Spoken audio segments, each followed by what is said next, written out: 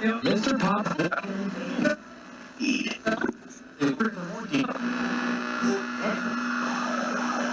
killed the president? No, I've not been charged with that. Well, either you're closing your eyes to a situation you do not wish to acknowledge, or you are not aware of the caliber of disaster. Hello.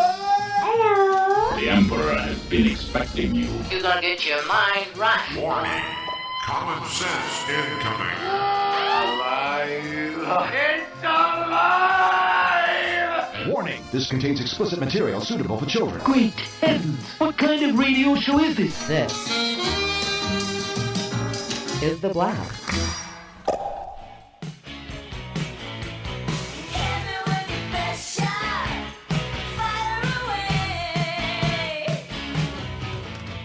What they're saying? What are they talking about? They're not opening the show with Donald Trump or Nancy Pelosi or any of those people that are always all over the place. It just goes to show you it's always something. Moreover, it goes to show you that at some point, you know what? I can't speak for Dave and I won't do that, but I will say hello and I fucking had enough of all of it. So let's talk about Lee Harvey Oswald today. And you know, hi Dave, how you doing, man?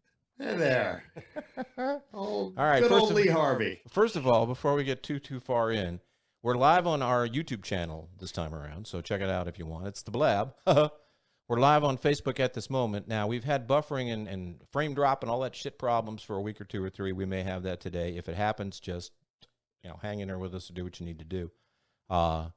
We've discovered a magic way after the fact. The post-live presentation, both at the podcast site and the vidcast site, will be pristine copies of each. So look forward to that as far as it goes. Okay, now, we'll get back to Lee Harvey in a little bit. I just wanted to open up with something besides Donald. Frankly, I'm over it.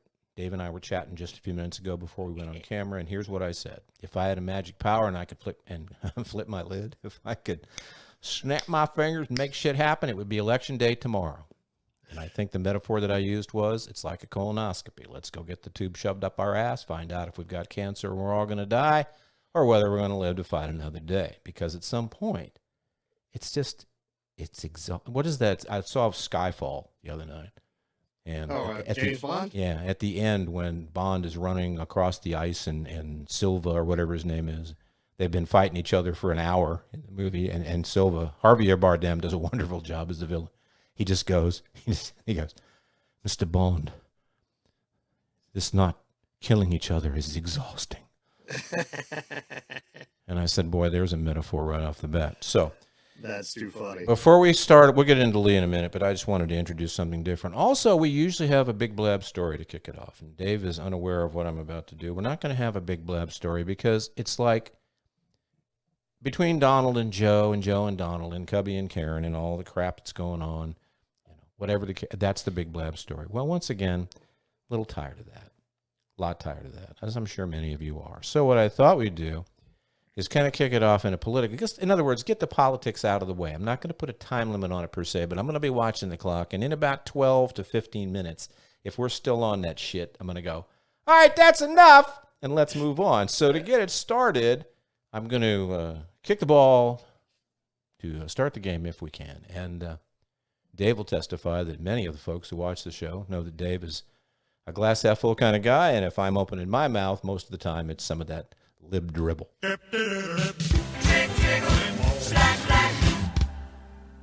right. Dixie Chicks. Thank you. Dixie Chicks now call themselves the Chicks. Yeah, shut up and sing, blah, blah. I stumbled across a couple of ladies, and I'm going to be polite and cordial.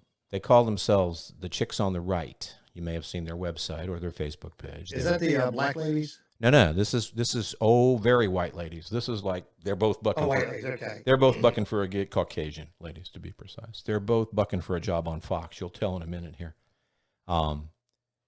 They post on Facebook frequently. Here's about 90 seconds of their sisters, as I said, middle age, and they're quite attractive and quite articulate. But well, let me just share this with you, and then we'll have a little chitty chat. Check this out. We're mature now. Why do you have to remind me of that? No, I'm mature. I just turned 49 last week, and I'm mature. And she's older than me. Why do you have to point that out? I mean, it just is reality. It's just what it is, okay? So I know you've been getting like a gajillion mailers. Listen, it's going to start any second, because now that you're 49. About 6 months before I turned 50, I started getting bombarded Yeah. with mailers from AARP reminding me that I'm about to be old, which I do not appreciate. Not Mature. Mature. Well, actually, the acronym is what, like for retired? Yeah, and I don't like that. Yeah, I'm not going to work close to retirement. I won't be retiring for a long time. I'm okay with mature, not okay with retire, which is why we like AMAC, you guys. AMAC is the conservative alternative. Yes. And the reason that they're great is because they don't bombard you with mailers. They actually spend money on lobbying for conservative causes. Yes, they don't spend money on SF, and they actually do the lobbying. They do the advocacy work. They are awesome because they are conservative. They don't bow down to this liberal, you know what, that stuff. They don't do all that stuff. They actually do the conservative things. Yes, okay? and they care about the things that we care about. So I don't know why you'd want to spend your money on AARP when they clearly don't. You don't want to get a bunch of fancy mailers. No. Nobody has time for that. Nobody cares about that. We want actual work to be done on our behalf, and that is why you should consider AMAC. Yeah, we're members of AMAC. You can go to our page, actually. It's amac.us/chicks. Go check it out and become a member of AMAC today. And it's like almost no money for a year-long membership, and you get all these discounts, all these benefits, and you know that you're supporting conservative causes. It's fantastic. It's so worth it. Do it, you guys. Do it. amac.us/chicks. All right, there's so much to, that was not a Saturday Night Live sketch. It's the conservative alternative. Let me just thematic this conversation for the next couple of minutes with this. Really? The AARP is what we're going after now? Because they're the conservative alternative. You guys, and by the way, Dave, I made a mental note. I think we could dress up the show considerably if both of us wore some, I'll wear a T-shirt and we can trade it off. You have a sexy print blouse. Grow your hair a little longer, and I'll get the short little bob cut. And we have to do a lot more of this. You guys, to kind of fit in with what's going on. That's some cackling vagina there. I don't know what's AARP seems to be fine. I didn't know that they were a liberal organization. Yeah, and that's the other thing. The little things I noticed that a lot of people don't because, I'm crazy. Have the courage of your convictions, ladies. If you're going to set yourself up to be morons and be called morons, then go all in. It's like in Tropic Thunder. You gotta go full retard. Okay, you gotta go full retard. Because she said, notice the Bob one, the 49-year-old said, it doesn't have all that liberal. Well, guys, say bullshit. If that's the way you feel about it.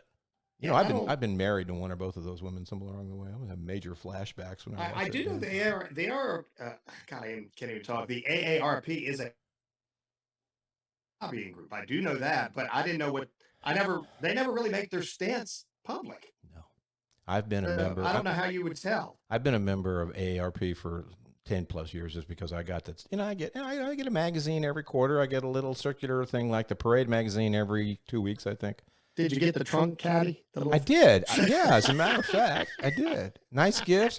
I get a lot of useful information, and I'm not even going to slam AMAC because I don't. But the point is, I don't know anything about AMAC. Well, they're obviously shilling for AMAC. That's the thing that gets lost. But here's the other part that bugs me. See, because these are the little things that mean a lot to me.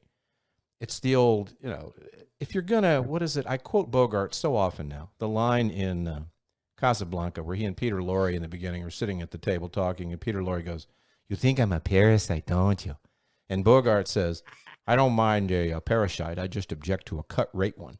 Well, I'm kind of like that with this kind of shit. You want to be a right-wing idiot, then be a right-wing idiot, but have the courage of your convictions and do it. So here's the other part of it. Here's the little thing. If you're going to do that kind of shit, now watch very carefully on camera. Those of you who are watching the vidcast, Dave will have to see the feed to see what I'm about to do here. But if you're going to, and obviously they're doing it on a cell phone, and there's not a video camera set up, because if they were, they could do what I'm doing right now, which is speaking to you and looking into the camera, which gives you the impression that I'm looking right into your eyes. When both of them spent the entire 2 minutes there doing this. So anyway, guys, what you have to do is, you guys, and you spend half the time instead of them accomplishing anything. A lot of people are probably sitting there thinking, Who the fuck are they talking to? They're over there. Does it matter? Of course it matters, because it's all in presentation. Right. And I'm not taking up for the AARP, but is this what we've come to?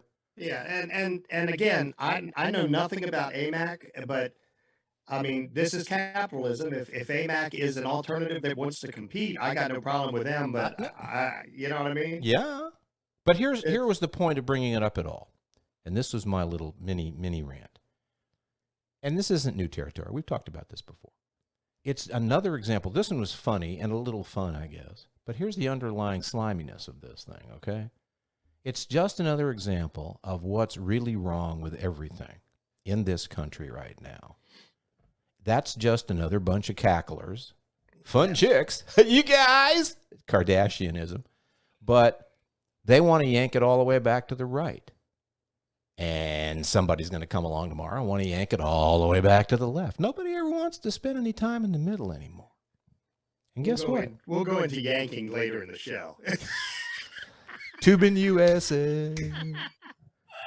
But life is lived in the middle, people. I'm here to tell you. I don't give a shit who you are, what color you are, what gender you are, how old you are, how much experience. I'm old now, and I've got more insurance, and I'm here to tell you, life is lived in the middle.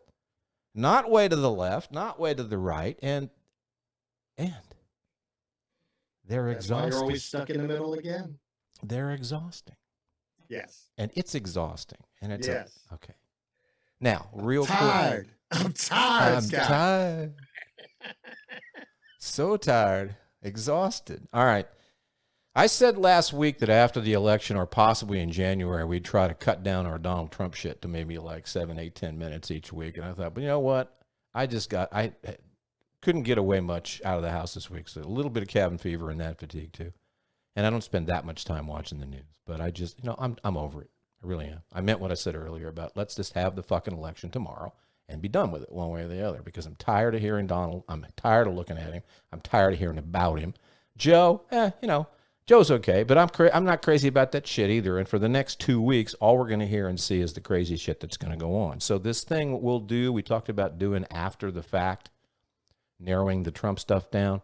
Well, that's from here on out as far as I'm concerned. We call it Trump in 10 minutes or less.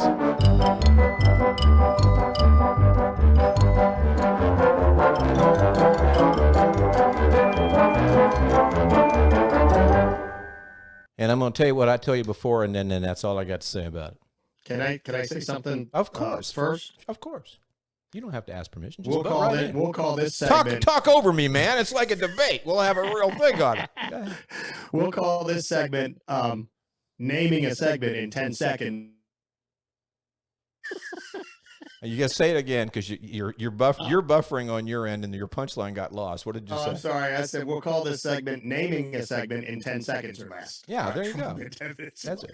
That's right. Yeah, that we'll work on that too. All right, here's all I got to say.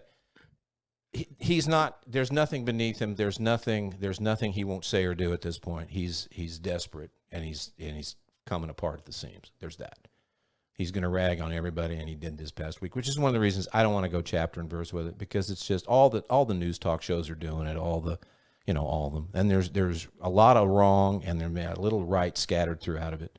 They're going to mute the microphones at the debate tomorrow night if it occurs in Nashville at Belmont University. The commission said, and I don't even have it in front of me, some left-handed marble mouth bullshit about, well, what we're going to do is create a technological situation which will allow the candidates to adhere to the policies with which they had agreed at a previous, which is just their plain English way, or not a plain English way, because they can't say it in a politically correct environment. They can't say Donald Trump is a fucking 2-year-old and can't shut his goddamn mouth long enough to let anybody else talk. So we're going to have to stick a sock in his mouth every now and then. And he said, I tell you what, dude, letting Biden talk would have been my game plan. There you go. Well, that's fine. Know what I mean? There you go. That's fine. Because, but, little but. Yeah. Donald said he'll participate, but it's so unfair. Well, of course it's unfair. Anything that doesn't give Donald what he wants, when he wants, as much as he wants, however he wants, is unfair in Donald's brain. But, and here's the 10-second editorial. Everybody in the world, except for the red hat droolers, and fuck all of you, love you, okay? that small little demographic that's never going to go away, but doesn't really amount to a hill of shit, everybody else suffers because instead of getting any kind of reasonable conversation between two people in what they may or may not be able to offer the citizens of the country in terms of making their lives livable, let alone better, is non-existent.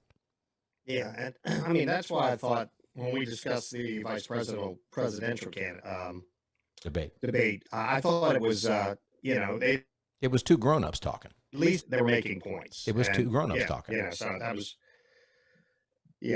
I don't understand, unless they're going to put him in boxes, Scott, I don't understand how muting the mic, because if Trump shouts, Joe's mic's going to pick it up. That's just miking 101.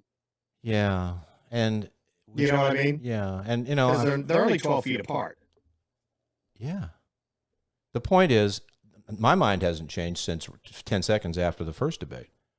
These things are pointless. They're a waste of money. They're a waste of time. They're a waste of energy. They're a waste of resources. They're a waste. You and I agreed. We don't drastically agree on anything, although we have our moments of compatibility, but I think we drastically agree on the fact that neither one of them is going to do anything from this point. The fucking election is over. It's over. It's done. All that needs to happen is the votes need to be cast. Nobody's going to change their mind. Yeah, people are polarized and they're one side or the other. Well, I'm saying, though, that happens sometimes in other campaigns, too. But in this one, everybody knows who they're going to vote for. Right. There's not, and this is just, it's more theatrical crap that just, I'm tired. And it's exhausting. But I will say this, as of this show, and it may have jumped another million or so, the combination of early voting in the states that do it and the mail-in balloting is somewhere around 30 or 31 million right now. And let me hear you tell you, okay, here's the way it goes. People don't, and especially in this lazy-ass country, people don't show up like that if they're excited about what's going on and they want to be sure that more of that occurs. It's the old, how many people ever call into a radio show and say, man, I love your radio show. You're doing a super job. But if you fuck up one time, boy, they're on you like white on rice. So, and historically, large turnouts tend to favor the Democrats simply because there's more of them than there is anybody else. Yes. So there's that thought. All right, I'm not going to give you the editorial that I did for this thing that I posted because this is how tired I am of all of it. I'm not even going to bore myself with it, except to offer this because I put it together real quick and I want to show you for the vidcast folks. This is a picture of Donald Trump 4 years ago, before he became president, standing next to Serge, I can't remember his name, Kowalski, I think, the reporter with the congenital. Saw somebody meme the other day, and rightly so. They said they'll never understand why this Trump campaign wasn't dead in the water the moment that occurred, but we're way past that now. This was before Donald was elected president, and a lot of my friends, people I still like, go figure, said things like, well, you know, he said, what do you got to lose, and maybe he'll rise to the occasion, and that's, although my spidey sense said there was never going to be any chance of that happening, I said, okay, even you never know until you do. Well, now it's 4 years later. And as far as rising to the occasion is concerned, as far as becoming presidential is concerned, that picture is 4 years old. This picture is about 4 or 5 days old. This is at one of his little airport gatherings, Donald, in North Carolina, and he was talking about some gesture that Joe Biden made at the first debate, something about he raised his hand or moved his hand in some general direction. I don't know whether he was trying to put himself out of the thing where his hands shake and he can't drink water, but this is what Joe does. And that's not a Photoshop. It's a still picture taken in an exact moment. The vidcast, or the podcast folks, you're just going to have to look up the vidcast, okay? There's your president right there. Ponder on that for a minute. We'll be right back. So long.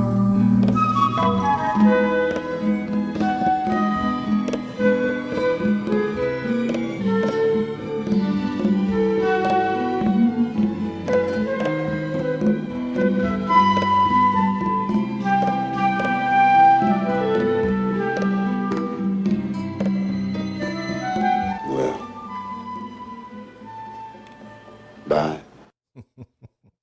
Well, bye. All right, let's see. Powers Booth. I love him. Let's see if Dave is locked and loaded. My aim is true. My aim is true. As I mentioned earlier, we're running live today on YouTube Live, our Blab channel there, and the Blab channel on Facebook Live. And I just glanced over at our technical information. We've got a minor amount of drop frames on the Facebook feed and 0 drop frames on the YouTube feed. So part of our problem with smooth transmission has obviously been Facebook's got some issues. Maybe Zuckerberg didn't pay the fucking rent or something. But if you're having trouble on Facebook, jump over to the YouTube channel, the Blab, and we're streaming live there. You can see it without any bumps or burps. So anyway, now let's see. Let me roll forward real quick here. Nope. With one minor exception. Now, see, I'm trying to be a man of my word. With one minor exception, that's all I got on Donald. That's how tired I am of the whole fucking thing. Good. Let's talk about something wholesome and family-oriented, Dave. Yes, I think it's time. It's time. Do you know who Jeff Toobin is? I do now. Yeah, no, I actually do. I've watched his work. I've seen. This is a gold mine, Jerry. Comedy gold. See, here's his problem. You're giving away a lot, Scott. Well, unless you've been on Uranus for the last couple of. He said pussy. No, I said Uranus. Let me do my impression of Toobin on Zoom. Okay, watch me very carefully. Okay. Now, you can't really be 100% sure what it is I'm doing, but you have a pretty good idea. So apparently, go ahead and enlighten people who still don't know about the story that can't be beat. Well, apparently. First, who is Toobin? Tell people who Toobin He's is. he's a writer. A lawyer. He works for the New Yorker. He has a radio show too, doesn't he? He does. Yeah, on WNYC. A successful attorney who has been. Yeah, successful attorney. Mm-hmm. He's, for all intents and purposes, before the other day, he was like a model guy. He was. And then. Hell, he still is in my book. We're all human. Hey, I got no problem with it. That's what I'm doing right now. Hey, they were doing an election simulation featuring New Yorker All-Stars. For those listening, Scott is masturbating. No, I put that on mute, man. You're not supposed to be able to see that shit. So apparently, it was a Zoom chat with because of COVID, between all of these New Yorker All-Stars, and they were simulating, doing an election simulation. Some of them playing Trump's team, some of them playing Biden's team. Well, they noticed that Toobin was twiddling, not tweeting. No, Now let's be absolutely fair about this. He thought he had muted. He says he thought he had muted both the video and the audio. Yes. And it was taking a little break from the conversation, but apparently there was some movement similar to what you're seeing me do just for fun. Right. But apparently some of it was a little lower, and somebody apparently saw Jeffries Johnson. Penis, yeah. Well, somebody saw Jeffries Johnson. So, yes. Can't beat that. But my question is, why, when you're doing that, why do you need to masturbate at that precise moment in the middle of your job? Well, now, see, I think that gets into a philosophical discussion you're not going to hear on Fox or CNN or MSNBC. So let's move in that direction for about 60 seconds and then jump off, because it's a dangerous place to talk. I don't question a man's needs or when they come. No pun intended. I mean, when we're little kids, we learn as far as like pee-pee goes. We learn when you got to go, you got to go. Well, I think the converse, when you got to come, is probably a reasonable assumption, wouldn't you think? Well, I mean, I don't, between songs when the band's playing, I don't say, Mike, hold on a second. I have an urge. Yeah, but the danger of spillage onto your snare drum is considerable there. So there's going to. Well, apparently, yeah. Here was his statement. I made an embarrassingly stupid mistake off camera. I apologize to my wife, family, friends, and coworkers. Yeah. Well, okay. And as crazy as things are, and as oh my God, the desensitivity factor is high. When I read this, I laughed, and then I thought to myself, I pondered it for 4 or 5 minutes, and then I moved on. But my pondering consisted of this: there was a time in my life, and I'm the last guy in the world to critique or criticize anybody that needs to get it off. But I'm just, right. but I'm a tactful person. I don't usually go with the immediate instinct or impulse if I happen to be in a place where, like, I'm seen by hundreds of thousands of people potentially. But you know what? But it was a measure for me of this is how numb I think we all kind of are underneath it all. I didn't have any sense at all of, oh my God, I can't. It was just like, tubing got caught tubing, and there you go. And you know what's going to be next week? It'll be something. And these days, within 24 hours, something else is going to happen. That's true. Jump us off the tracks. Here's my question: how long do you think it is before he works again? Oh, a week, 2 maybe. At this time of the year, he might. Well, they might bench him till after the election. But after the election, he's a pretty smart guy and a pretty insightful guy, and he's the kind of guy that falls into that place, that nice place kind of in the middle, where you can get some good, reasonable middle opinion from him. So I think, let me look it up. Looking for the jerk off time thing. Where is it? Yeah, here it is. Let's see, jerk off on camera. How long was it before Pee Wee Herman got back into good graces? Never. Nah, he's fine now. Kids don't even remember that shit. I'm going to say right after the election. 2 weeks. Because I think he's been suspended and laid off from everything that he was doing. Well, yeah. And to give him more time to masturbate. And the wheel on the... Well, no, because now... He can focus on what's really important nowadays. That's not going to be any fun now. I'll tell you what he will do, though. I can guarantee you this. He will make goddamn sure that mute button is working and that he has... And I'll give you a quick anecdote to tell you how that works. This is a lesson that a lot of people learn the hard way. In the radio business, this is by way of sharing it, about 2 years ago when I was wandering through the radio station where I used to do the Sunday night show. In that same building was a oldies music station, and my friends worked in there. There was the program director was in there talking to the jock who was on the air. Now, I was on my way into the talk station, walking down the hallway, but me being impish at the moment, I pressed open the door of the studio and I leaned in. Now, I'm a smart guy. I glanced quickly without letting them see me glance quickly and made sure I was cool. But as they're sitting there, I leaned in quickly and I went, hey, listen, I'm about to go on the air. Was it cocksucker or motherfucker that I can't say on the air? And both of them immediately, pros and, not prudes, immediately went and looked at the board to see if the mic light was on the middle light. And I started laughing. I said, you think I'm stupid? Of course I knew that the light was off because I knew the mic wasn't on. Well, you have the on-air signs there. Of course you do. But my point being, their instant instinct before even laughing at the joke was to glance down. Well, Jeffrey has clearly not been trained in the art of glancing down before he decides to go down. Or has he? Well, now there's that. Maybe he needs a date or something. All right. So thanks for the tubing update. Well, yeah, and Scott, you know who, and he's one of my favorites. You know who Neil deGrasse Tyson is, right? Now, don't tell me Tyson's jerking off, because I don't think I can. No. Of course. It's Mike deGrasse Tyson. That was the episode of Big Bang with Zach, the big doofus that Penny dated. Mike deGrasse Tyson. Of course I know who he is. Apparently, an asteroid, the diameter and size of a refrigerator could strike the Earth the day before the election.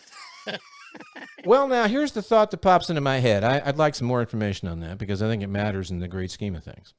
Would that be your Amana full-size 24 cubic feet model or the higher Samsung Super Turbo with the computer thing in the door, which is an additional 5 cubic feet? With the computer, yes. Well, then we're screwed. But it's not large enough to do any serious damage. But the astrophysicist said the space rock known as 2018 VP1 is hurling towards the Earth's speed of 25,000 miles per hour. There's a good chance it's going to clip the planet on November 2nd. I hope so. I do. I hope so. And I'm wondering if there's any way we can get in touch with somebody who can give us a leg up on possibly suggesting a particular place that they might aim that fucking thing so that we could do the most good with it. I tell you what, if we direct it to Thursday night, I can tell you exactly where to aim it. Let me tell you, right in Jeffrey Toobin's lap. Let me warn you now, you and I haven't discussed this yet, but this is a good place for me to share this with you, and I haven't been thinking about it. It just popped into my head as things are wont to do. You in particular, but me too, but you and I have to make a pact right now. We have to pinky swear okay, that come midnight, December 31st, you and I have to make a solemn vow, absolutely, pinky swear, pact, call it whatever you want, or call it all those things, that you and I make absolutely no mention, none, zero, zip, about how thankful we are that 2020 is over. Well, we got it. Wait. We got to just cruise into 2021 and let the chips fall. Because if you recall, we did that last year. Yeah, boy. And I tell you, there's moments when I take a personal shovel of guilt in my face for doing that.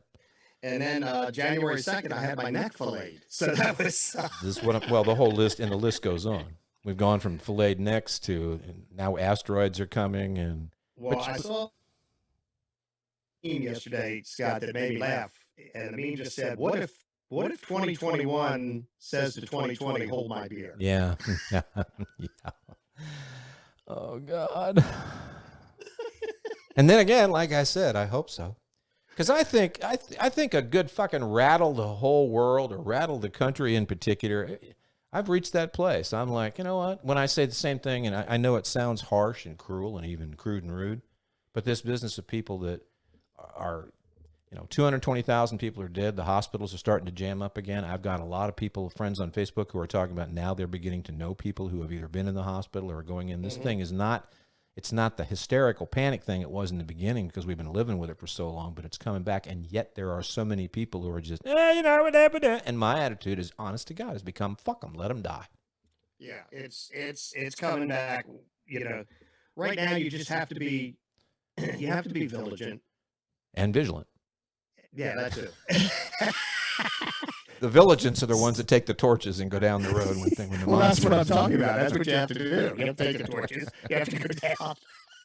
No, what you have to do now, you have to wash your hands. You have to wear a mask. Yeah, sensible people do, and sensible people are. But we're back to that place where, and this is all I'm saying, is this prevailing attitude of. And you have to try to live your life as best you can in these times and understand what you're dealing with. You know what I mean? Yeah, and that common sense went over the head of about 75. Those three things. Yeah, well, back in the world that existed before the big asteroid came like 4 years ago and obliterated the planet and killed us all and put us into this purgatory twilight zone we've been living in for the past 4 years, that approach would be absolutely correct and right on the money.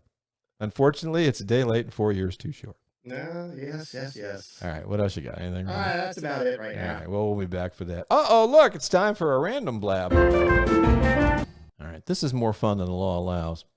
I stumbled across this. I don't know who it is. I don't care. It has nothing to do with politics. I will tell you it's a short video made on TikTok, and by short, I mean like less than a minute. But you're going to like it, I'm sure. It's a young gentleman explaining to women that they don't need to worry about all the stereotypes and the things they can't live up to challenge-wise, body image and all that kind of crap. It's not quite that sophisticated. And I have to give you a little information real quick so you'll understand, because he speaks in an accent. And there's a couple of times when I listened to it the first time, I didn't quite catch what he was saying. I had to go back and listen to it. There are two things he says, and if I tell you this now, when you hear him, you'll understand it, and it'll be more pleasant for you to experience what he has to say. He's saying the terms dad bod and mom bod. And he's not talking about towns in the Middle East. He's talking about the dad bod is that thing where instead of the buff six-pack ab shit, women like guys who have a little paunch, a little swelling, a little goofy, like a dad. Mom bod, same principle. A little meat on the bone, as the old expression goes. Little pooch here, a little love hand. Little junk in the trunk. Little junk in the trunk, stuff like that, okay? And he's a proponent of the whole thing. And it falls into the category of what we're going to do with it here is I just want to share it with you because, ladies, this is really, and dads too, but ladies, this is really good news for you from this insightful fella. Give him a listen. Hey, look here, public service announcement. Ladies, I told y'all about the dad bods is where it's at. Now, fellas, the mom bods is where it's at. Yeah, ladies, nobody gives a damn about if you go to the gym 2 times a day and you want a protein diet. We don't give a damn. You want a hamburger, get you a hamburger. You want a milkshake, go get you a milkshake, honey. Them little love handles on the side, don't get rid of them. That's what we gonna use to hold the hell on. Some of y'all ladies is walking around here ain't nothing but damn lips and nips, and that ain't attractive. I'm gonna go ahead and tell you right now. We like a little meat on the bone. A little fat ain't never hurt. When you get a steak, what's on it? A little bit of fat. You get barbecue, what's in it? A little bit of fat. It ain't gonna hurt. I'm telling y'all right now. Y'all keep rocking them mom bars and looking good and all that good stuff. Good man coming around. Y'all don't give up on him yet. He just ain't got there. He's at the beer store, but he's coming. Come on.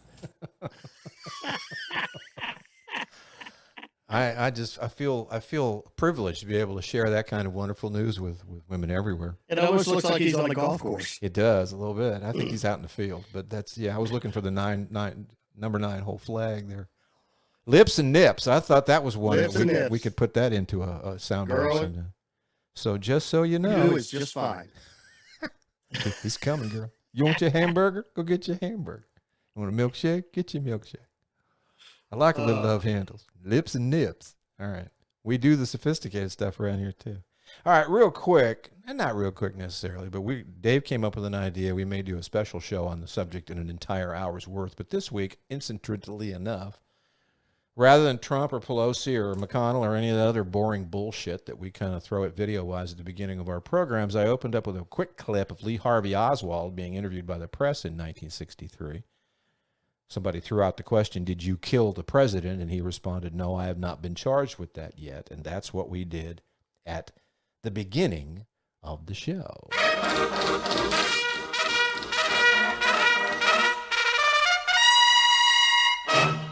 All right, I want to show you something that popped across my radar this week. This is, I'm going to throw it up on the old graphics here.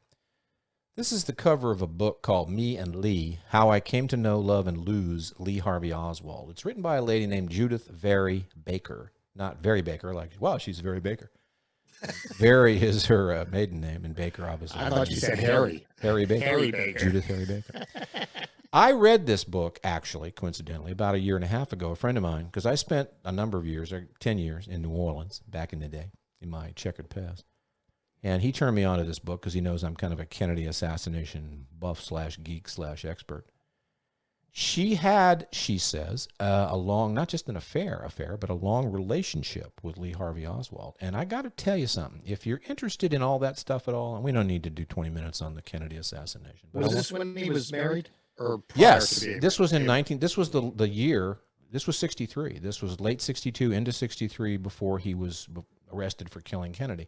And the book is like 280 pages, softbound paperback. It's not just your quick, salacious tell-all, I had an affair with Lee and blah, blah.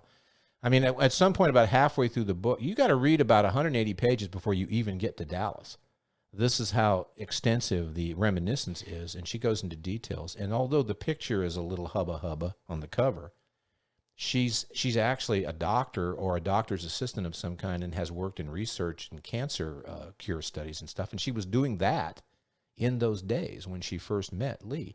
And very quickly, her contentions are that he was, in fact, he was in the Marine Corps, but he had been discharged, that he was a low-level government agent who had been involved in protecting Kennedy from these kinds of things, and he got set up. And it's a little much more complicated than that. But the reason it came up into my brain is it crossed my radar is this she posted this. She has a Facebook page. She posted this week, and it's her post from Facebook. I'll read it for the podcast, folks. Judith Baker, he dared to train to become a spy. He dared to pierce the Iron Curtain. He dared to return. He dared to marry a Russian and bring her back with him. He dared to pretend to be pro-Castro to protect anti-Castro rebels from Castro's spies, making him vulnerable to attacks from both sides. He dared to penetrate several plots to kill the president he made an oath as a Marine to obey and saved his life in Chicago. He dared to get involved in the final plots in Dallas, at which time he joined an abort team, duped into hoping John F. Kennedy would be spared to live another day. He dared to love and protect the love of his life, making it possible for that woman to one day be able to tell his wife and children and the world that he was an innocent man. I am that woman. My darling, whom I will love forever by the grace of God, happy birthday, Lee Harvey Oswald. Tell the world this man is innocent. Let justice be done. Hart, Judith Hart. Lee Oswald would have been 81 years old this past week. Wow. And she threw that up there. I just find it interesting. And again, because I'd read the book, I know a lot about this case, but... Do you think her story's valid or... It's credible. Mm-hmm. Well, I'll put it to you this way. Credible is in the blue zone. I'll put it in the minor light blue with just a tiny little bit of red and call it plausible. Plausible, right? I did not get the impression at any time I was reading the book that it was which is kind of interesting and semi-disconcerting at the same time. All that said with kind of an asterisk. It fascinates me because I was alive then. I experienced all that as a kid. All my life I've read and studied and been interested in that. Now in the year 2020, you know, a lot of people, even middle-aged people, my own kids are in their 40s now, and they probably look at the Kennedy assassination the way that I looked at the Lincoln assassination when I was a kid. Yeah, that was something that happened way back when, and da-da-da. But it dovetails back into what we did. We talked about for a few minutes last week when I threw up the picture of the Kennedy limousine with the blood in the back seat and made my little assertion that I think where we are as a country now, as fucked up as we are, is just the latest position we're in on the downward spiral that we've been in, and in my opinion, since that day. Since it started, yeah. Yeah, because, and not because of him per se, but just that was where it just got shot off the rails. And it's been, because after him, pretty shortly after him was Nixon and Watergate, and then there was him, and it's just been, and now well, the escalation was looking to stop. Yeah, well, and the book is, and I'm not shilling for the book. You can find a paperback on Amazon for probably less than $10. If you're interested at all in that kind of stuff and you want to read a completely different point of view from somebody who, to my money, if she didn't know this guy and didn't have this relationship with the guy, she needs to be, you know, she needs to run for something because she's got an ability to lie beyond comprehension. This is just, it's so, what she says is so fantastic, and yet it's written so, and I don't mean fantastic like it's great, I mean fantastic like fantasy. Right. It's so hard to believe, but so well written that you find yourself saying, "Oh, wow," you know. What if? That's crazy. I think I'll get the audiobook. There you go. Theory, read it to me. Yeah, read by Samuel L. Jackson. Say Dealey Plaza one more time. All right, we got to play a game. Let's have some fun.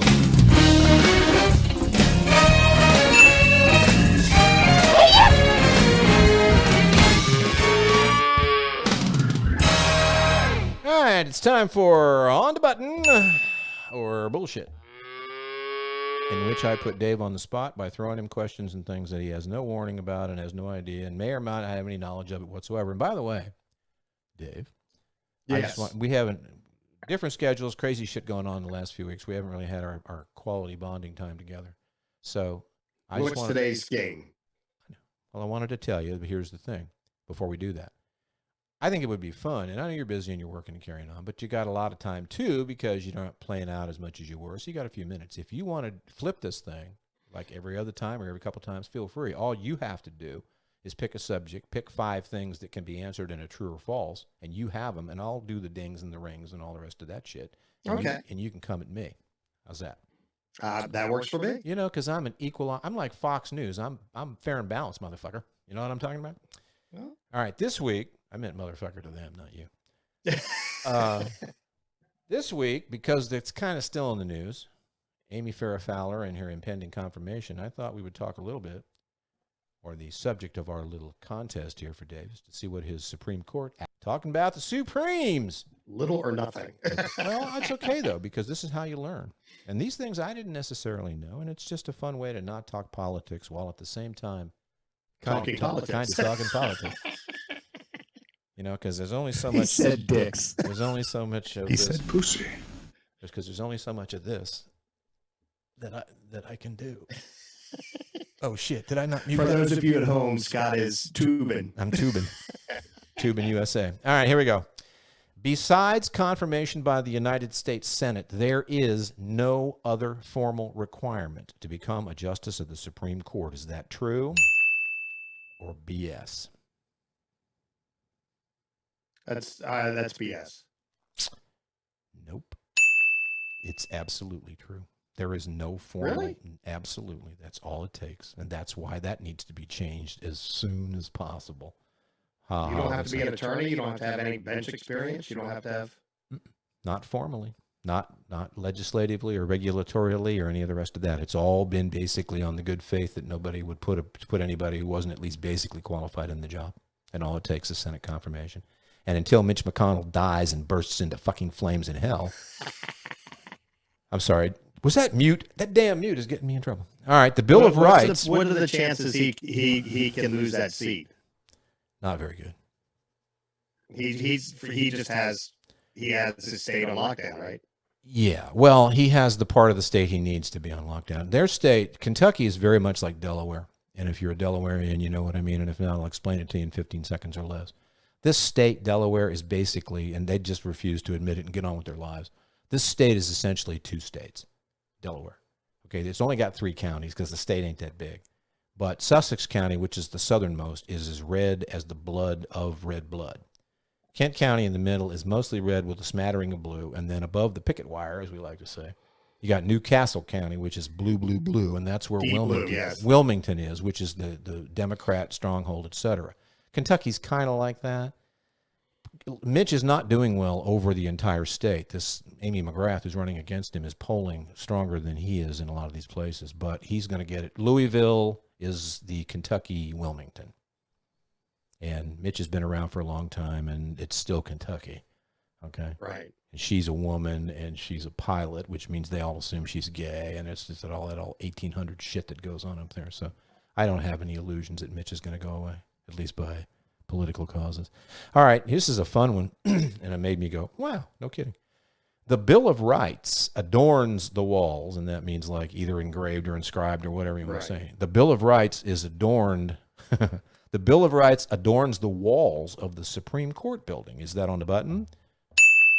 Or bullshit? I think it does. Well, no. It's actually, I did that on purpose to be a little trick for you.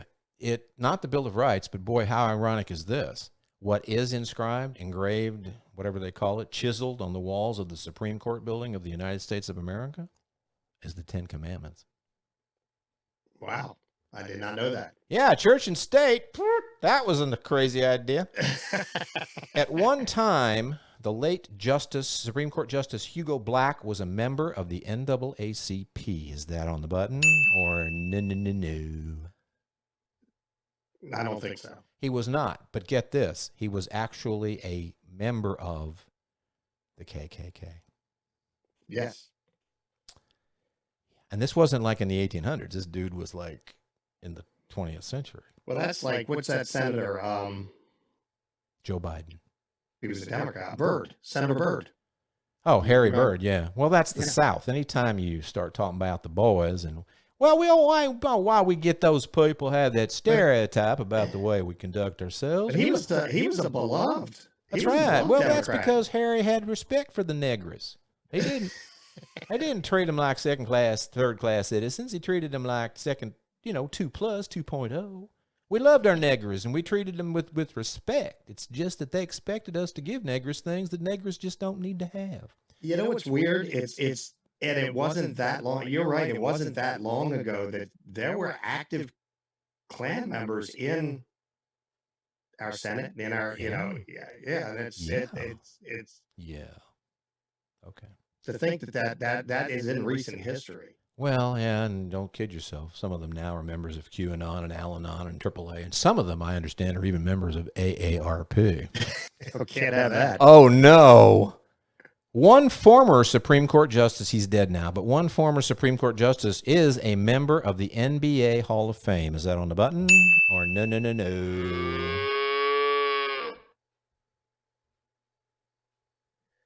No. I didn't think he was a justice. I thought he was just a senator. No, it's a qualified flip-around trick question. Byron White, who was selected for the Supreme Court in the Johnson administration, was nicknamed Whizzer, Byron Whizzer White, and he is actually, or was, he's gone now, he was a member of the College Football and NFL Halls of Fame. Oh, wow. Yeah. The top floor of the building that houses the Supreme Court building, has a gym with a basketball court that amongst themselves they call the highest court in the land. Is that on the button or bullshit? Bullshit. No, it's absolutely true. Oh, really? Yeah. Ruth Bader was up there working out right up to the minute she dropped dead. I'm sure all of them are in the gym hard working. Oh, they're hard working. Abs of steel. And Amy Farrah Fowler is going to get free gym membership when she joins the club. All right, finally, only one person in American history has served as both the Chief Justice, and not at the same time, but in his lifetime. Only one person has served as both the Chief Justice of the Supreme Court and President of the United States, and that person was John Quincy Adams. Is that yuppa or no? I don't even know. I'll just guess. I'd say yes. No, but I tricked you again. It was actually, there was one, but it was William Howard Taft. Taft. He was Chief Justice after he was president. He was when you're looking for a gig, you know, you've been in the White House and you don't want to go back to work for a living. So what did there was talk about Obama at some point being still is. I think they do that just to rattle Donald's cage. I love when that shit comes up because he goes into cardiac arrest every time. In fact, speaking of Donald, by golly, we'll be right back in a minute. Check this out.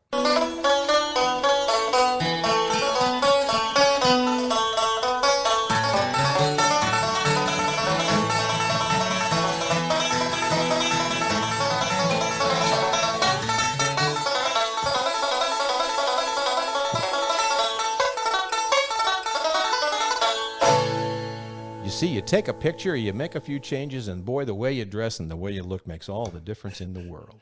What I'm talking about. All right, we gave up on the superstar thing because, frankly, Dave and I just don't think anybody deserves it anymore. But I wanted to be, you know, I wanted to be more like Dave. I want to be Dave when I grow up. So I've been seeking out, and Dave can do it too. We just haven't had a chance to connect on this stuff. Finding some kind of good news somewhere. And by golly, in the category of around here, when we find something that makes us happy and is positive, we celebrate. We say, blab, a dabba-doo.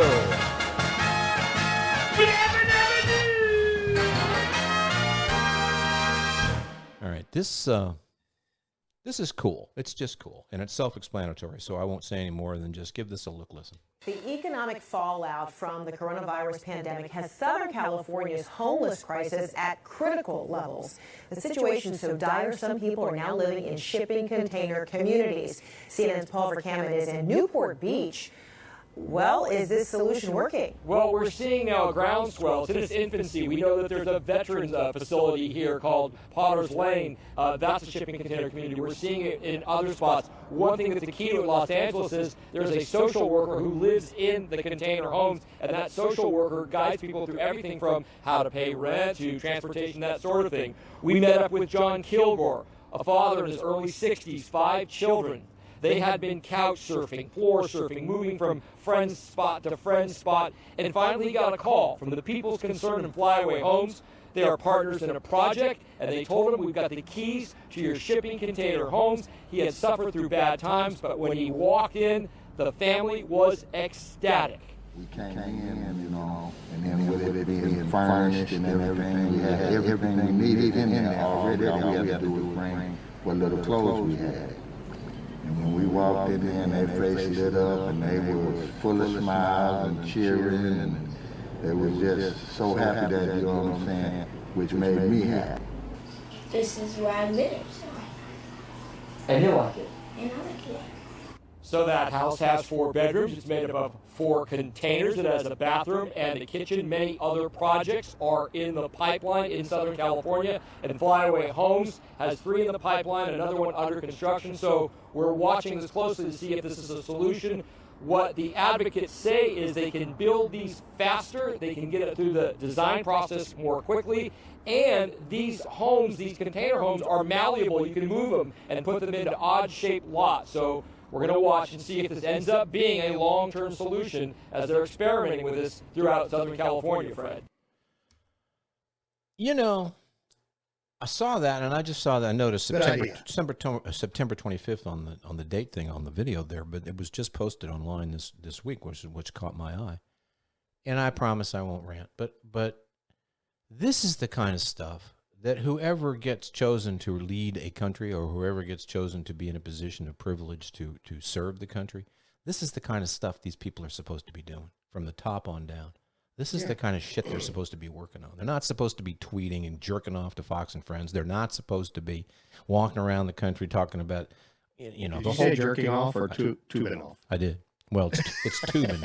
You don't tubing off. You just tubing, like tubing, because of the tube and the tubing. It's a verb, not a noun. Anyway, I said I wouldn't rant. I won't. But that's like, yeah, there you go. And how complicated is that? It's very inexpensive. And I tell you what, I've stayed in Motel 6s that are raunchier than that. It was very attractive and pleasant. Well, why not? Let me put something in the back of your mind, and you'll think this is very sinister. How do you know that Trump is not behind this? You know, I'm asking. Then I'll answer your question honestly. Because if he was, there would have already been 100 tweets with him taking the credit. He would have already done at least 5 interviews on Fox News, if not assorted other places, taking the credit. And each and every malleable shipment container home would have big-ass, ugly-ass, lame-ass, gold lame letters on them spelling out Trump. That's how I know. Well, you know what gave it away to me? The fact that I think he is? They said they're movable. You put the undocumented immigrants in there, then you pick them up, put them on boats, send them back to Mexico. Oh, he doesn't have the brains. He doesn't have the sense God gave a pile of shit to come up with an idea like that. And he's not interested because that is dastardly. Well, you know, and again, we promise you can't help. It's like herpes. We try to move away. It's Godfather 3 syndrome. Every time we stop talking about Donald, he pulls us back in. I heard that they're shipping containers and they're movable. I'm like, that's a good way to get the undocumented. It is, but he's not interested in that. He doesn't give a shit about that. He wants to. Where's the wall? Nobody's talked about the wall for months. Where's the wall? I have no clue where the wall is. There is no fucking wall. Let's do rim shots. Got an exciting new rim shot guy introducing the segment there. In case you saw that, Dave's on the slight delay. It'll be a minute before he sees. I am way on the delay. Okay, well, you're about to see the new guy. Am I the new rim shot guy? Well, as soon as you see them, let me put a camera on here. There we go. Did you see it yet?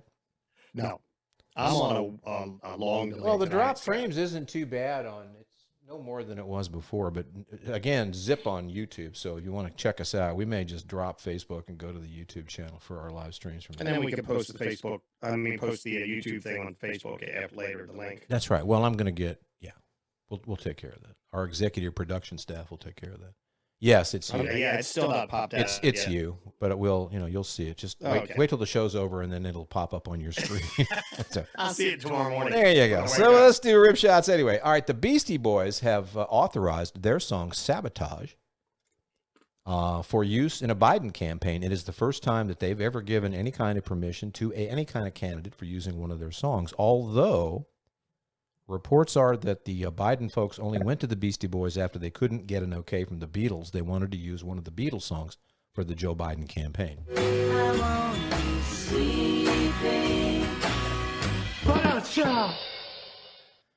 Former Trump propaganda minister Steve Bannon says that if Trump loses in 2 weeks, he will run again in 2024. If he doesn't win, you haven't seen the last of Donald Trump, Bannon said. Now, constitutional experts point out that although a former president can run for a third non-consecutive term, he or she must meet 3 other requirements. They must be a natural-born American citizen, they must be 35 years of age or older, and they must not be in federal prison doing 25 to life for tax fraud and tax evasion.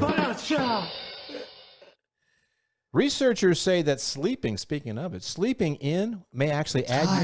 I'm tired. I'm so tired. Mr. Bond, it's exhausting. Researchers say that sleeping in may actually add years to your life and that daily naps can also increase life expectancy. And they also determined in their research that Joe Biden is projected to live another 97 years.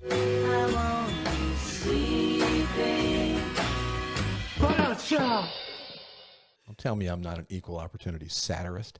And this is for Dave, a virtual conference, and for Tubin, a virtual conference held by the Society of Vertebrate Paleontology got hung up because the Zoom filter kept muting the words bone, hell, ball, stroke, wang, jerk, knob, stroke, stream, erection, dike, crack, enlargement, lies, and beaver. How are you going to have a paleontology forum and not talk about cracks and beavers and dikes and erections and stuff? I mean, it's all stone, okay? Now, obviously, the final night's panel discussion had to be canceled, too. It was scheduled to be the Paleozoic era and the ramifications of that period's... Shit, piss, fuck, cunt, cocksucker, motherfucker, and tits. crowd pleaser at all He times. said tits. He said pussy. As parting shots.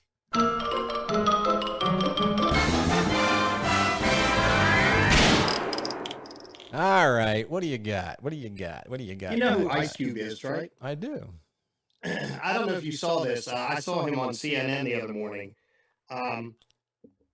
He was getting a lot of flack because people thought he was working with Donald Trump. But he came up with this idea. He called it a contract with Black America because he said he's sick of election cycle. Everything is promised to the blacks and nothing's done. Right. You know, and he said, and it's been, regardless if it's a Democrat or a Republican that's in office, it's the same thing. Right. So he came up with this concept of contract with Black America, and that would address racial inequalities in the local communities and the business world, things of that nature. So he went to both campaigns, and Biden's campaign said, "Yeah, let's talk about this. We'll really get into this after the election," which is more of the same. You know what I mean? Okay. So then the Trump campaign basically talked to him a little bit and said, "Yeah, let's sit down." So they sat down and worked.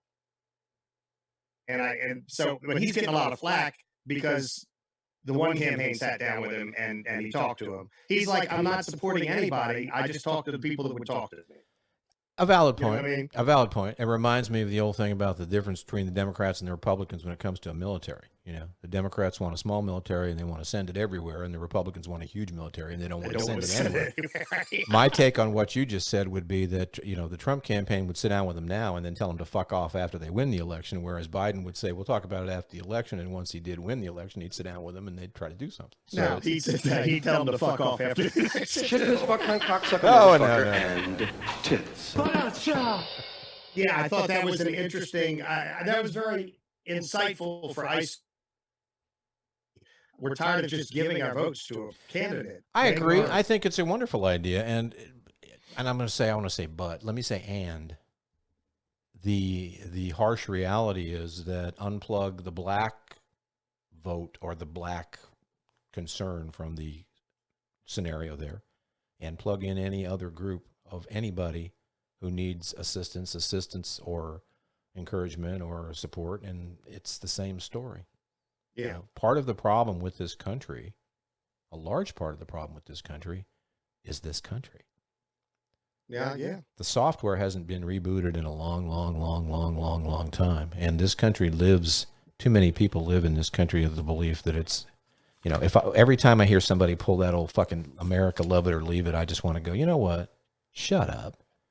That's ridiculous. It's a stupid thing to say. You think it's patriotic, but it's not. It's just stupid. If your software wasn't working, you know, think of it that way. America, the original 1.0 or DOS or beta or whatever the hell it is. Well, after 250 plus years, maybe it's time for America 2.0.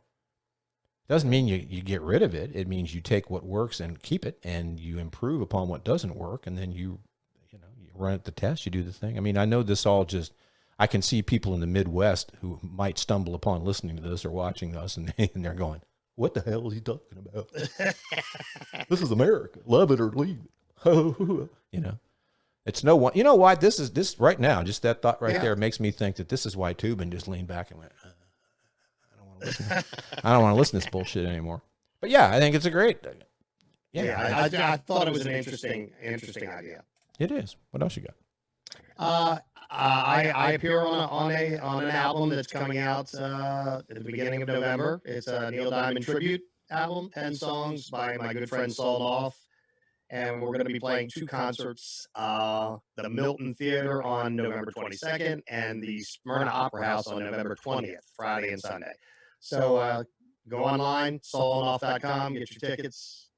See me play live for a change. How are you guys going to do that with the social distancing and all that? They're limiting the ticket at the opera houses to like 125 or 130 seats, and it's less than half capacity. Okay, so some audience better than no audience at all. Yeah, and you know, the tickets are going fast from what I was told, but it'll be nice to play live. I haven't played Well, live. of course it is. You guys are well known, you especially, because you're part of the Mike Hines thing and your own musical credibility in this area. And you guys, have become inadvertently, as a result of this COVID thing, you guys have become like forbidden fruit. Yeah. Oh, look, we have a chance to have them. Ooh, We're very. I was very lucky that Saul asked me to be involved in this project. He called me in the middle of the pandemic and said, "Hey, why don't you come? You and me in this entire huge opera house with Mike drums up, run through the songs." So I went up there 3 nights and knocked out all 10 songs. And it sounded really good. I've listened to the final mixes, and it sounds good. I'll let you listen next time we're around each other, Scott. I'm sure you do. I'm sure it does. And clearly, he was excited and anxious to have you. And clearly, the other 11 drummers he called first couldn't make it. So. that is true. No. You're highly regarded. By the way, Dave's too modest to say anything about it, but I'm going to break the news because I'm not sure it's ready yet. They're still mixing it last time I heard, and he didn't want to spring it until it was finally done. But believe it or not, Dave sings as well in the band. He's not a featured singer because he's the drummer, and he provides background vocals and stuff like that. But he's got quite the voice. And for quite a while, he told me this, and he's going to be mad at me for springing it, but sometime after the first of the year, look forward to Dave's album as a solo singer. Dave Simmons sings the Adele songbook. It's going to be pretty damned exciting. I mean, rolling in the deep. Just rolling in the deep alone is worth the price of admission. And you haven't lived until you've heard Dave Simmons sing, "Hello, hello," in the duet. Not to be confused with, what's his name? Lionel Richie's "Hello, hello." Is it me you're looking for? And then, of course, there's Neil Diamond circling back. "Hello again, hello." There's just a whole lot of hello songs. So there's that. All right, I was going to make a maudlin piece out of this, but I want to just throw it out real quick, and then we can say au revoir. Wanted to give everybody an update who was interested because we talked about this. I'm throwing up a picture that I threw up I put up. I shouldn't say throw up. It sounds like I'm regurgitating. And don't be dismayed. Just because the picture has taken the camera off, I'm not making any strange moves in my lap at this moment. This is it's Dave's turn. This is Savannah. I don't want to give last names because I don't want idiots to get involved. This is the young lady that we've been talking about for the last few weeks. She was seriously hammered by COVID in the early summer, hospitalized, almost died. She was in the hospital for a week. She came out of that seemingly okay and recuperating and had but she's very young, very healthy, very strong. She has no underlying conditions whatsoever. I shared about 2 weeks ago, I guess, that I got a post from the family that said that she was experiencing excruciating pain running from one side of her chest to another through the rib cages in various places. They couldn't figure out what the hell was going on. They were going to have but they found some issues in her blood cells, so they were going to give her some tests, and I think that's where we left it last week when I offered up just an update for folks who've been following this and are interested in it and want to help out with thoughts, prayers, vibes, etc. Her dad is named Craig. He's a friend of mine. This is how this all came about in Nashville. He posted, this is 3 days ago. He posted not this picture, but he posted this post very quickly. "Dear friends, we prayed for a diagnosis for Savannah, and God answered our prayers.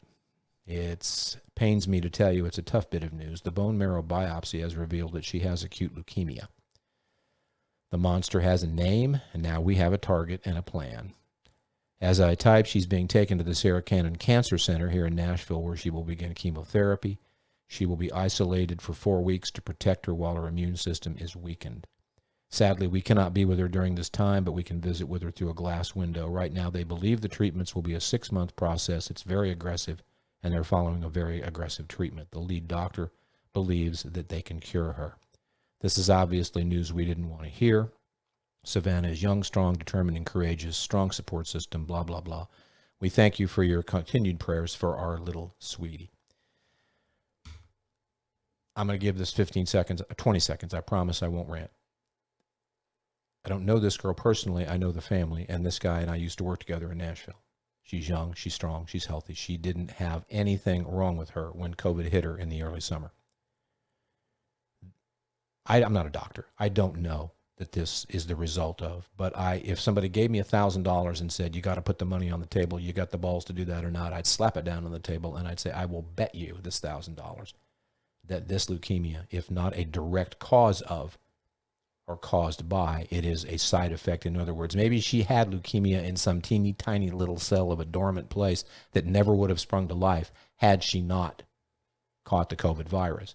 But we've been talking about this for weeks, the collateral damage this virus does, and Dave's insightful pointing out some weeks ago that one of the insidious things, the major insidious thing about this virus is that it seems to affect so many people in so many different ways. It's not just, well, you get a bad cough there for a few weeks and you puke a little and then you're okay. People are losing their kidneys, their livers, their hearts. Heart attacks are killing them. Brain lesions are showing up. This is just, it's literally a killer virus. And now this young, strong girl has acute, and notice her dad didn't say leukemia. And he's not a Chicken Little guy. He said acute leukemia. So, thoughts, prayers, vibes, if you'd like to continue. Her name is Savannah, and there's a GoFundMe page. If you're interested in that, and I know a lot of people have their hands out for things, but if you're interested in that, message us at the Blab page or one of our Facebook pages, and I'll get you the information as to how you can help out if you want to do that. I'm not going to broadcast their names. Give it to me as well, yeah. Yeah, I'm not going to broadcast their names for the obvious reasons. But you know what? And it's terrible, and it affects, without rhyme or reason, it affects people. Well, I told you the scenario where my friend, his wife, and his 83-year-old sickly mother, she came down with it. The mother came down with it. She recovered just fine. Yeah. And she was sickly. And the wife had a flu-like symptoms, and he ended up in intensive care. And he was the healthiest of the three. I wrote a short piece that I was going to tag on the end of this, and I tossed it back and forth with myself as to whether or not to do it, because it does, I rationalized it by saying I was real subtle, so I'm not really politicizing. But then again, you know, in for a penny, in for a pound. For that reason, I'm not going to do it. Okay? I'm not going to politicize her circumstance, except to say this, and this is not pre-written. This is just me right now for the last 10 seconds here. Okay? This country, I deserve it. Okay, fuck the rest of it. I deserve it. Dave deserves it. Our loved ones, your loved ones, their loved ones, his loved ones, everybody in this country who's got a brain in their fucking head deserves this. They deserve somebody in the White House who takes these kind of things seriously and does whatever they can do to make it better and to heal and to save and to prevent. Anything else is unacceptable from a human standpoint, let alone a political standpoint. I'm not even going to, bother with this. So this is what you need to do on Election Day. If you don't know that by now, then do me a favor. Don't ever tune in here again, because I don't want to know you. Anyway, good thoughts, vibes, and prayers to Savannah and the family. And again, if you're interested in helping out in some way besides just whoever or whatever you pray to, let me know, and we'll go from there. Oh, and one last thing. Shit, piss, fuck, cunt, cocksucker, motherfucker, and tits. Which George Carlin, I think, one time in the bit when he did it years ago, used to talk about it being the coolest law firm in town. But I'm not. Yes, yeah, I remember that. All right, anything else? Nothing else. Nothing else. And by the way, the debate. Yeah, apparently Benny's chewing on the FedEx guy. If we will be back next week, the debate, supposed to happen tomorrow night. If so, and we'll talk about it. And if not, because they're going to mute his mic. Why? Because he's Donald and he can't keep his mouth shut. So check that out. Have fun with it. Be safe. Wear the mask. Peace and love, as Ringo would say. Peace and love. We'll see you all next time on The Blab.